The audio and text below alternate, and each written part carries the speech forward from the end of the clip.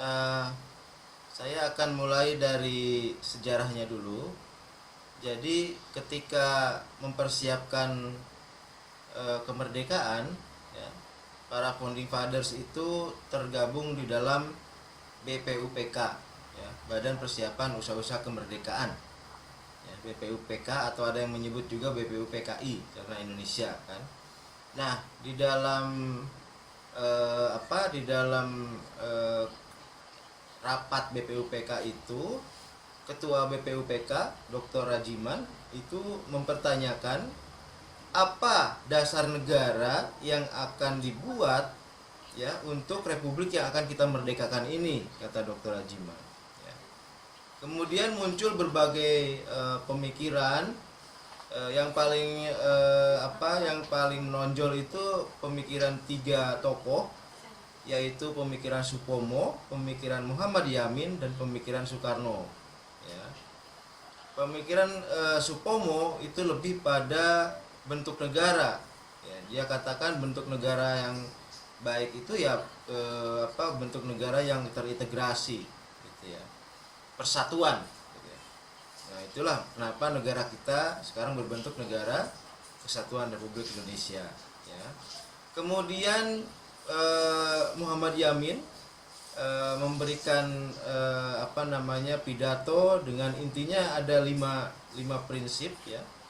Anda bisa lihat sendiri di Google, ya, apa saja yang dikatakan Muhammad Yamin. Dan kemudian Soekarno, ya. Bung Karno ini juga mengetengahkan 5 prinsip, gitu ya. Dan kata Bung Karno, kalau 5 sila ini, yaitu ketuhanan, kemanusiaan, persatuan, demokrasi, dan keadilan sosial, ingin diperas menjadi 3 sila, maka akan didapatkan ketuhanan yang Maha Esa, sosio-nasionalisme, dan sosio-demokrasi, ya. Ketuhanan yang Maha Esa berdiri sendiri, sila pertama. Sosio-nasionalisme adalah gabungan dari sila kedua dan sila ketiga. Kemudian sosio-demokrasi itu gabungan dari sila keempat dan sila kelima, gitu ya.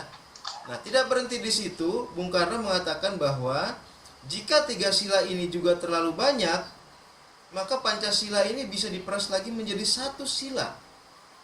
Dan ini adalah karakter atau ciri khas bangsa Indonesia. Apa 1 sila itu? Kata Bung Karno adalah gotong royong, gitu ya. Jadi gotong royong adalah ciri khas bangsa Indonesia. Mungkin negara lain melakukan gotong royong, tetapi kita melalui Bung Karno dan para founding fathers menjadikan gotong royong itu menjadi fondasi dari seluruhnya, ya.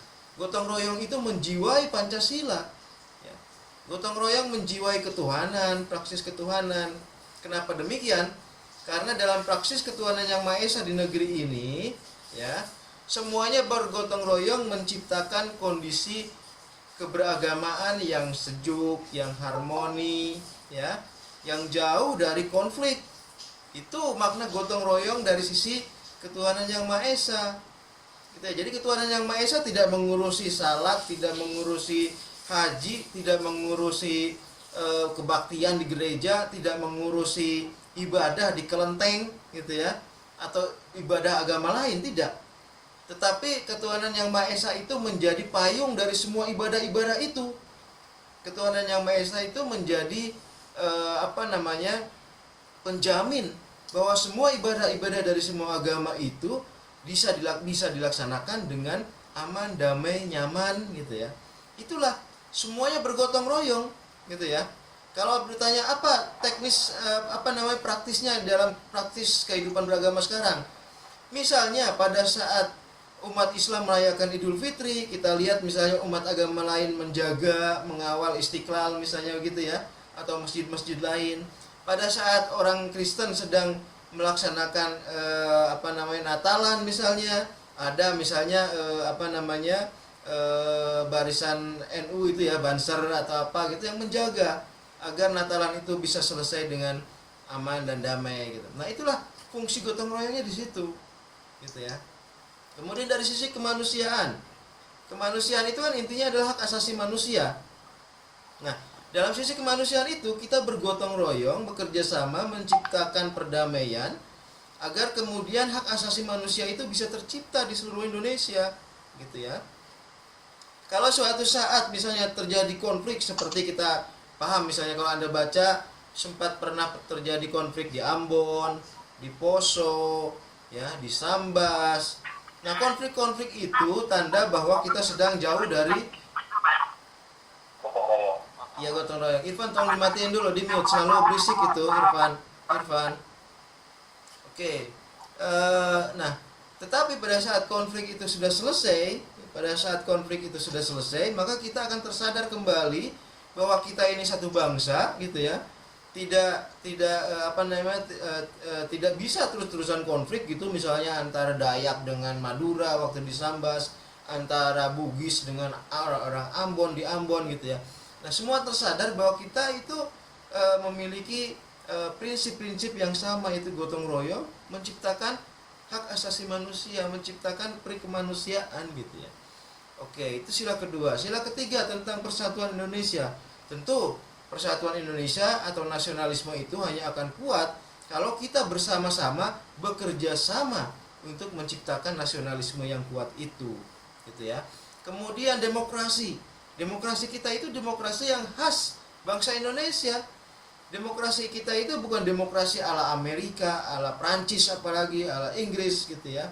Tidak, demokrasi kita adalah demokrasi khas Indonesia. Apa itu? Yaitu sosiodemokrasi tadi itu. Yang kalau Pancasila dibuat jadi 3 sila, itulah sosiodemokrasi. Itulah demokrasi bangsa Indonesia. Apa isinya demokrasi bangsa Indonesia itu? Musyawarah mufakat, gotong royong, partai yang pro rakyat kecil. Nah, itulah inti dari pelaksanaan demokrasi yang dilandasi oleh gotong royong itu. Musyawarah mufakat itu semua bekerja sama untuk mencapai satu keputusan, kebijakan, gitu ya. Itu maknanya. Kemudian keadilan sosial, tentu keadilan sosial hanya bisa dicapai kalau semua bekerja sama, ya, untuk menciptakan kesejahteraan berkeadilan sosial bagi seluruh rakyat Indonesia, gitu ya. Hanya dengan gotong royong keadilan sosial itu tercipta. Kenapa? Karena individu per individu itu pasti hanya akan memikirkan dirinya, gitu ya. Pancasila kan membolehkan setiap individu untuk bekerja untuk dirinya sehingga dia menjadi kaya raya, gitu ya. Hari-hari ini kita diwarnai oleh berita tentang hilangnya tabungan seorang warga negara Indonesia yang dicuri oleh pegawai bank itu, gitu ya. Berapa besar tabungannya? 22 miliar. Luar biasa besar. Ya, seorang individu bangsa Indonesia punya tabungan 22 miliar. Ya. Itu memang dibolehkan, gitu. Republik kita itu bukan republik komunis yang sama rata sama rasa. Republik kita itu bukan republik sosialis yang setiap orang itu harus benar-benar sama, begitu. Tidak. Republik kita itu pasar. Artinya setiap individu boleh berusaha bekerja keras untuk kebahagiaan dirinya, gitu ya. Tetapi ingat, republik kita itu adalah pasar yang juga memperhatikan keadilan sosial bagi seluruh rakyat Indonesia. Jadi, seseorang boleh kaya sekaya-kayanya, tetapi kekayaannya itu juga harus bermanfaat bagi rakyat yang lain, gitu. Bagi individu yang lain, gitu ya. Jadi, semakin kaya dia, kontribusinya harus semakin besar bagi rakyat dan negara. Dalam bentuk apa? Pajak, gitu ya. Kalau seseorang punya satu kendaraan misalnya, pajaknya katakanlah 2 juta. Kalau dia punya kendaraan kedua, pajaknya tidak 2 juta, bisa dilipat 4 juta. Kalau dia punya kendaraan ketiga, pajaknya harus 6 juta atau 8 juta. Nah, semakin banyak dia punya kekayaan, semakin banyak dia punya kontribusi pada keadilan sosial. Itu bukti dari gotong royong, kerja bersama untuk kebaikan negara. Nah, itu bukti dari gotong royong. Kalau contoh di perkampungan dulu kan, kalau ada seseorang yang ingin membangun rumah, semuanya ikut bekerja sama satu kampung itu tanpa dibayar, sukarela, memberikan tenaganya atau bahkan uangnya atau bahkan makanan, gitu ya. Siapa yang buat makanan, siapa yang kerja kerasnya, siapa yang memberi uangnya gitu. Itulah bentuk gotong royong yang paling tradisional gitu di daerah-daerah, di desa-desa mungkin masih ada gitu ya. Kalau di pasar Jumat saya kira sudah nggak ada seperti itu ya. Itu sudah kapitalis semua di situ gitu. Nah, tetapi gotong royong itu tidak hanya contoh rumah tadi itu yang saya katakan bahwa kerja bersama untuk menciptakan keadilan sosial bagi seluruh rakyat Indonesia itu juga gotong royong.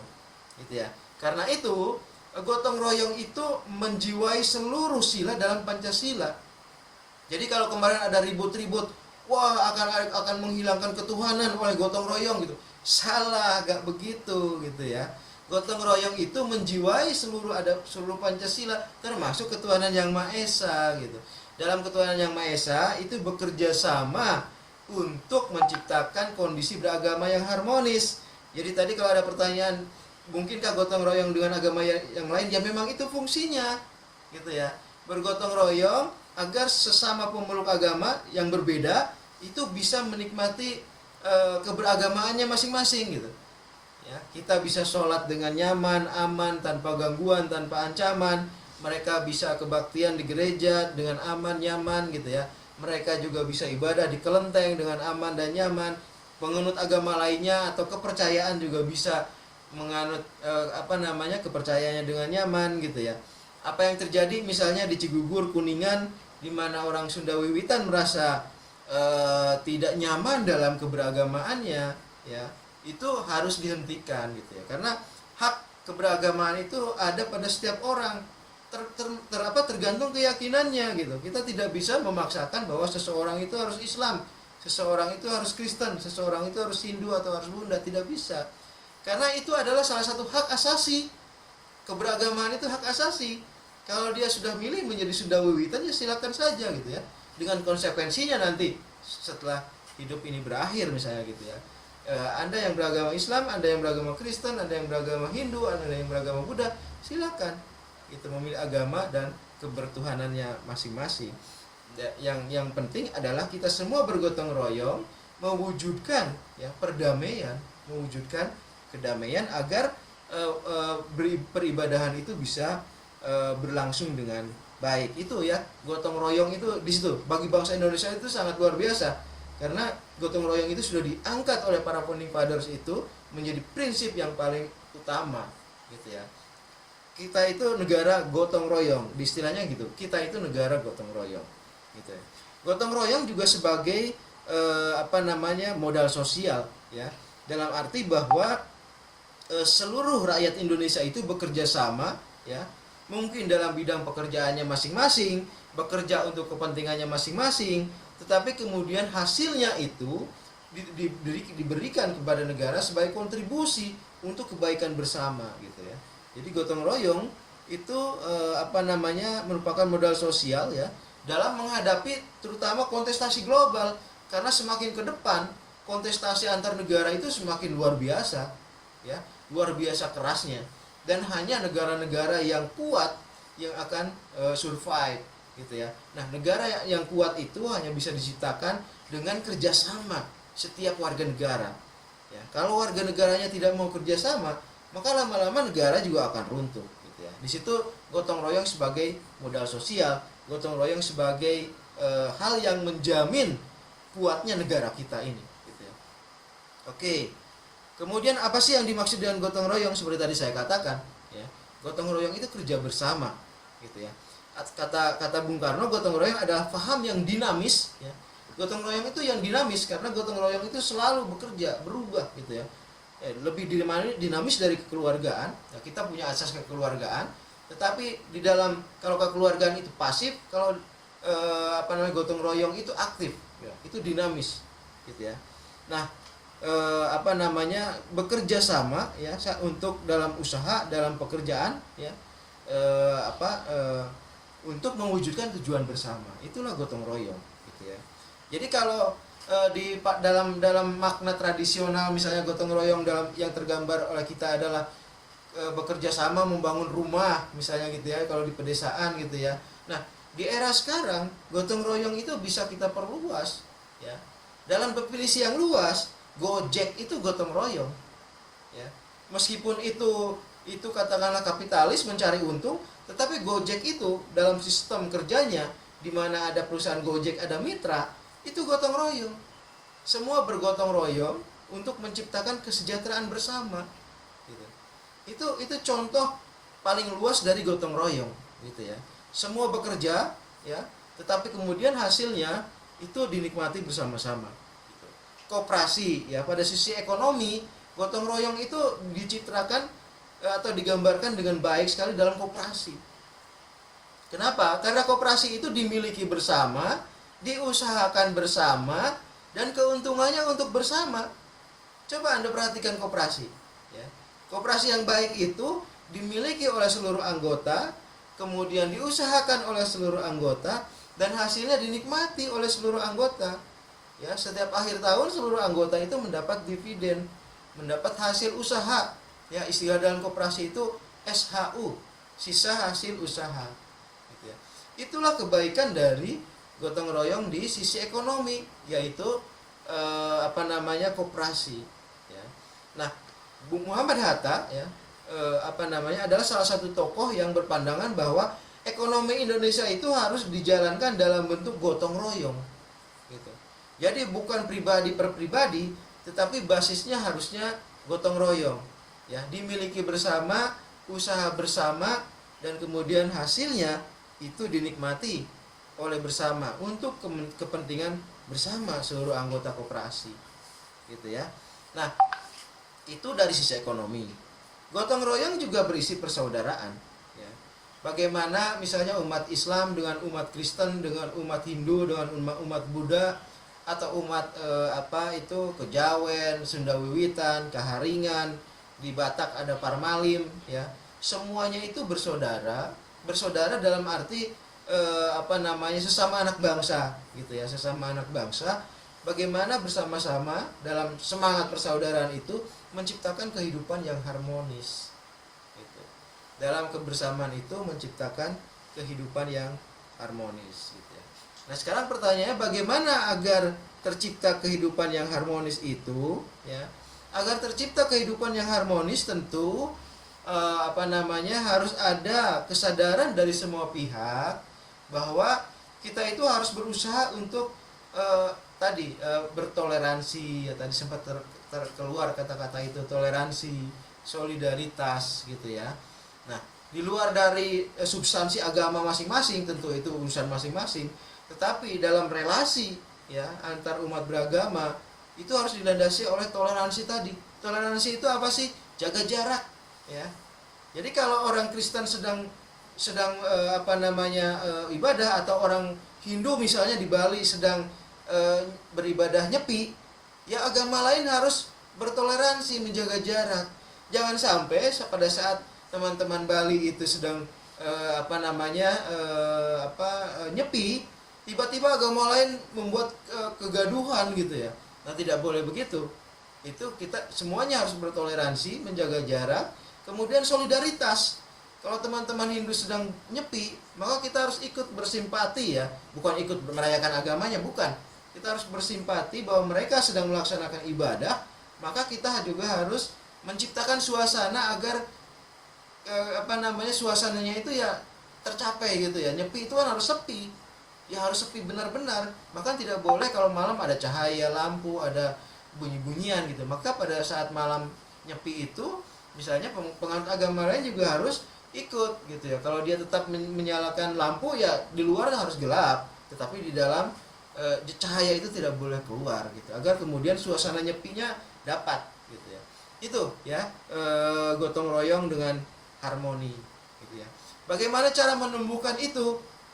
Cara menumbuhkannya adalah tentu saja satu-satunya dengan memberi sentuhan antar pemeluk agama itu, ya. Bergaul antar pemeluk agama itu.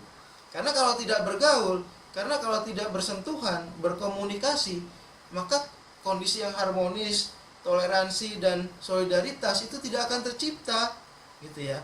Malah yang tercipta, ya, seperti teman-teman kita yang radikal itu. Mereka yang radikal yang pada akhirnya jadi memusuhi semua, gitu ya. Kemudian melakukan gerakan-gerakan teror dan lain sebagainya, gitu. Nah, orang-orang radikal seperti itu itu diakibatkan oleh apa? Diakibatkan oleh tidak adanya persentuhan antar pemeluk agama. Maka yang dilakukan adalah memang melakukan sentuhan-sentuhan itu gitu, agar kemudian semua saling mengenal gitu ya. Kalau sudah saling mengenal kan saling mengetahui gitu ya. Nah, saya misalnya terlibat dalam Sekolah Harmoni Indonesia namanya. Sekolah Harmoni Indonesia itu isinya adalah bagaimana menjadi tempat untuk relasi itu, komunikasi itu. Karena kita mengundang misalnya generasi muda yang tokoh-tokoh gitu, yang pemimpin-pemimpin muda dari setiap agama, dari setiap pemeluk kepercayaan, untuk bersama-sama dalam satu ruangan kemudian berdiskusi, biasanya 2-3 hari gitu. Nah, dalam Sekolah Harmoni itulah kemudian terlihat ya, di awal-awal itu yang Islam kerumpun dengan orang Islam, yang Kristen berkerumun dengan orang Kristen, yang Hindu, Buddha gitu ya, terpisah gitu. Nah, tetapi setelah diadakan komunikasi ya, sesi 1, sesi 2, sesi malam di hari pertama gitu, itu sudah mulai cair tuh. Dan kemudian hari kedua biasanya sudah gabung semua, sudah tidak lagi berkerumun dalam masing-masing agama gitu ya. Nah, itu contoh bagaimana agar toleransi, solidaritas itu bisa dimasukkan ke dalam kesadaran kita gitu ya. Karena walau bagaimanapun Allah sudah menentukan bahwa Republik Indonesia ini republik yang isinya beragam. Bukan republik Islam yang isinya 100% orang Islam gitu. Karena itu maka kita harus menyadari itu, menyadari kehendak Allah itu, dan kemudian berupaya untuk menciptakan perdamaian di antara pemeluk agama itu. Itulah gotong royong dari sisi sila pertama, ketuhanan yang Maha Esa gitu ya. Itu ya kira-kira gotong royong yang bagi bangsa Indonesia itu sangat punya makna sendiri gitu ya. Bung Karno misalnya dari sisi ekonomi mengatakan kita itu harus berdiri di atas kaki sendiri ya. Dia punya semboyan berdikari. Nah, berdikari itu, dalam kata berdikari itu ada gotong royong di dalamnya, bahwa dengan berdiri di atas kaki sendiri itu kita secara bersama-sama mewujudkan kemandirian ekonomi bangsa gitu ya. Karena itu dalam Trisakti salah satunya adalah Trisakti itu kan pertama berdaulat secara politik, berdikari secara ekonomi, dan kemudian berkepribadian secara budaya gitu. Berdikari secara ekonomi itu hanya bisa diwujudkan dengan kerjasama ya, kerjasama semua pihak untuk kebesaran bangsa ini gitu ya, untuk kebesaran bangsa ini. Bekerja sama misalnya mengolah tambang ya, agar pertambangan itu jangan diolah oleh bangsa lain dong. Yang terjadi sekarang bagaimana tambang diolah oleh Cina misalnya di Sulawesi Tenggara gitu ya. Kita lihat Cina, perusahaan Cina itu membawa sendiri orang-orangnya. Artinya apa? Yang menikmati itu yang mereka juga gitu ya. Freeport yang sudah lama di Papua ya, mereka yang mengolah, mereka juga kemudian yang membawa hasilnya ke Amerika sana gitu ya. Kekayaan Amerika sekarang itu luar biasa disumbang oleh Freeport ya, triliunan dolar itu dari sejak tahun 60-an, dari sejak Pak Harto menjabat sebagai presiden gitu ya. Itu terjadi karena kita tuh centang perenang, tidak kerjasama gitu ya.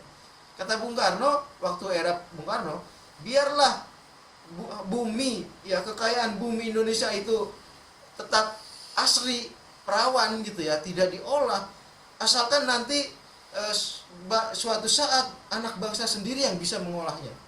Kata Bung Karno begitu. Tapi begitu dia digulingkan, Pak Harto muncul, kemudian dia mengundang investasi asing ya, antara lain mengundang Freeport dan lain sebagainya. Jadilah kemudian kekayaan bumi Indonesia itu dinikmati oleh mereka. Jadi hati-hati dengan kebijakan investasi, karena kebijakan mengundang investasi itu pada akhirnya bisa memperkaya bangsa lain tetapi memiskinkan kita gitu ya. Belajar dari Freeport misalnya, 90% hasil kekayaan itu dibawa ke Amerika ya. Mungkin yang tinggal di Indonesia kurang dari 10%, padahal itu kekayaan bangsa kita gitu. Itulah sisi dua ya dari investasi. mengundang kebaikan karena tentu dia membuka lapangan kerja, tetapi investasi juga kalau kita tidak kendalikan itu hanya ingin seperti mempersilahkan maling saja, ya, seperti menggelar karpet merah bagi para maling-maling gitu. Hati-hati. Ya, itulah fungsi dari kerjasama gotong royong sesama anak bangsa untuk mengolah kekayaan sendiri, gitu ya. Itu jadi makna dari gotong royong itu luar biasa buat bangsa Indonesia dan sangat menentukan masa depan bangsa ini, gitu ya. Oke, itu sedikit tambahan dari saya.